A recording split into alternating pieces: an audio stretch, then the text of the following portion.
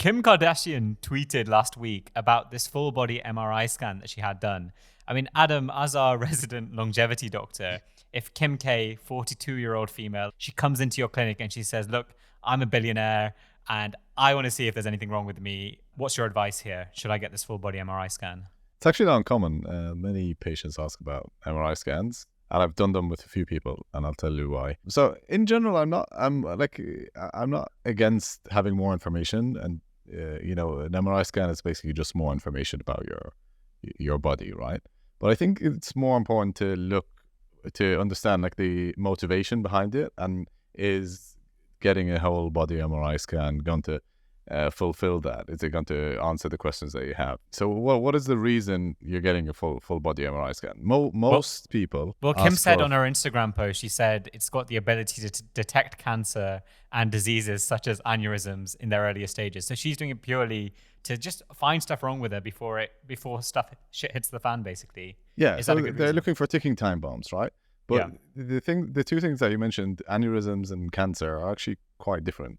So an aneurysm is usually something that if you scan yourself once, you know that you have an aneurysm. That's it. They do form, towards the end of later years of life. So maybe you can detect them, repeat the scan every 20 years to detect aneurysms. But cancer is a different thing. First of all, not every cancer shows up on MRI scans. So it depends on what type of cancer you're looking for. And in this case, you're looking for cancers that are undetectable, are not producing any symptoms.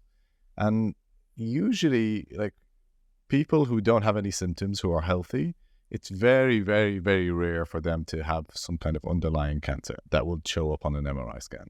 When cancer forms and is very early, it's so small that it is not going to be producing any symptoms. And in that situation, it's probably not even going to be detected on an MRI scan, unless it's something like a pancreatic cancer or ovarian cancer that can be detected with these scans. But you need to scan at the right time, right? So there's no established kind of frequency for when you get scanned. So she got scanned now, she's 40-something years old. It doesn't make sense to get a scan unless you're going to get scanned every year. So is that the plan? Get scanned every year.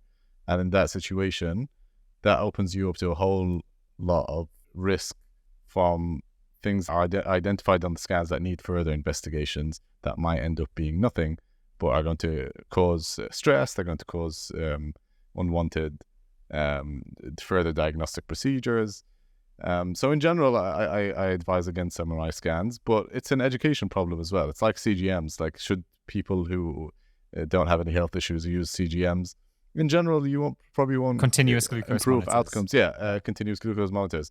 But if you understand Adam, the risk or you understand all of that, then I'm not totally against it. Adam, what do you think about full body histology? Full body histology, yeah, that'd be a great one.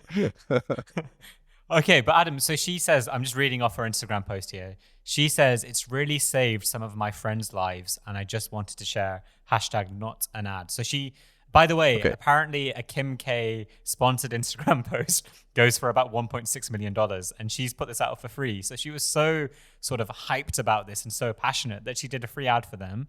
But she's saying, look, Dr. Adam, I get what you're saying. I get that I might find something, an incidentaloma, something that is nothing. But look, it saved this friend's life. They spotted a cancer. I'm a billionaire. $2,500 a year for me to get this every year is not a problem. Can you just refer me? Can I just get it? I'm interested to know what actually happened with her friend, because some people say that, I did the scan and I found something that would have caused all of these issues, but it probably wouldn't have. So Brian Johnson is another person who talks about this, and he did an MRI scan. Another billionaire who's become really famous because he's spending so much money on quantitating his own health. Yeah, he has a $2 million a year longevity regime, right? Well, that's what he says. I mean, yeah. But anyway, so one of the things that he's done is he says that he had thoracic outlet syndrome, right, which was identified on an MRI scan. Now, look, I don't have any information about his specific case, so I don't want to talk about his specific case. But in many cases like this, the diagnosing physician will say, oh, we caught this ticking time bomb. You need to do all of these things to improve it. If this was left undiagnosed, it would have caused all these problems down the line. But is that actually true? Probably not. Ticking time bombs are also good for Instagram engagement. They are. Adam, my Gives you favorite something thing to talk about you about. is it's like the armchair generals whenever a conflict comes up and they just opine on like you're like the armchair longevity doctor and there's never a limit to your opining.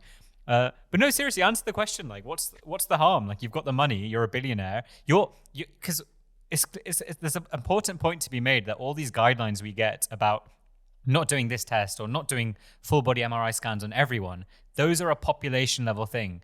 When Yeah. you're Kim K or And they Brian take into Johnson, consideration like the economic impact as well. economic impact, money is no option, and it's Yeah. all about you personally. Like you finding that cancer before it becomes an issue is like a $10 billion problem versus Yeah, someone I else. agree. In principle, I don't have anything against it if you know the risks associated and you know that this probably won't address the underlying concern that you have, which is finding cancer early.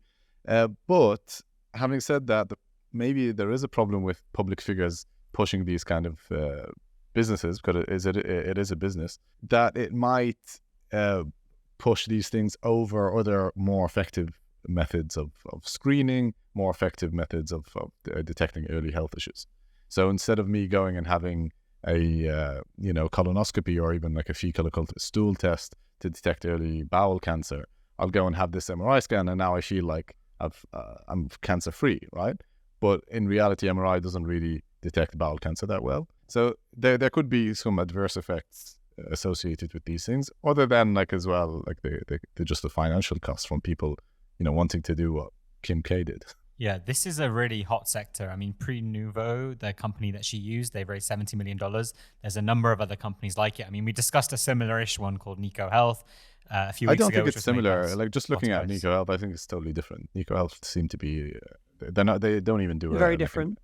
a scan. Yeah, So they're very I don't different, think we should compare them.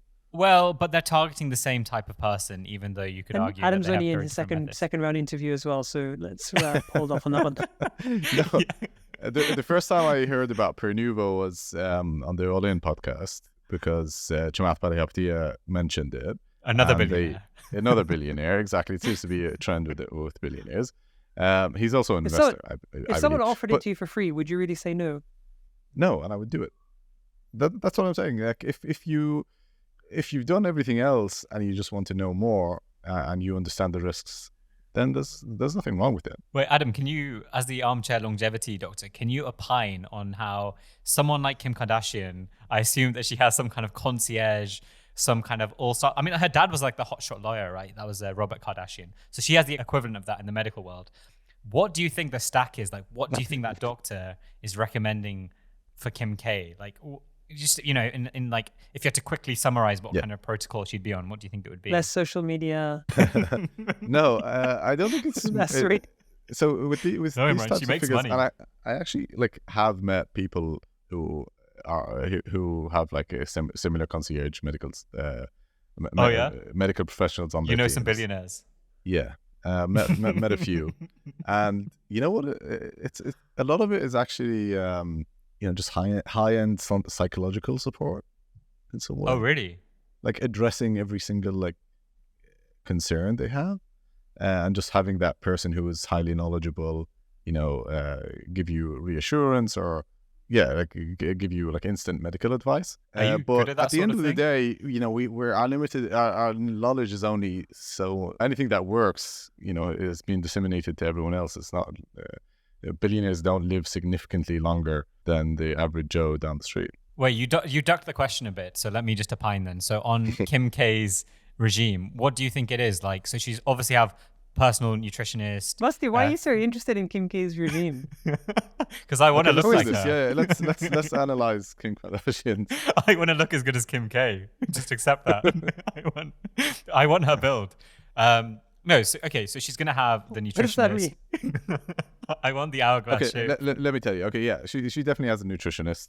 She definitely has someone who does her like skin, liposuction. I mean, I'm just opining here, but yeah, definitely that kind of stuff. The cosmetic procedures, Right, filler, Botox, that kind of thing, right? Yeah.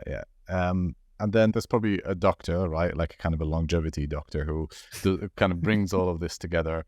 Does like the early screening tests, does the like general health test, probably like once a year she would have a blood test. And we're And talking then, basic bloods here, lipids, blood sugar, that sort of thing.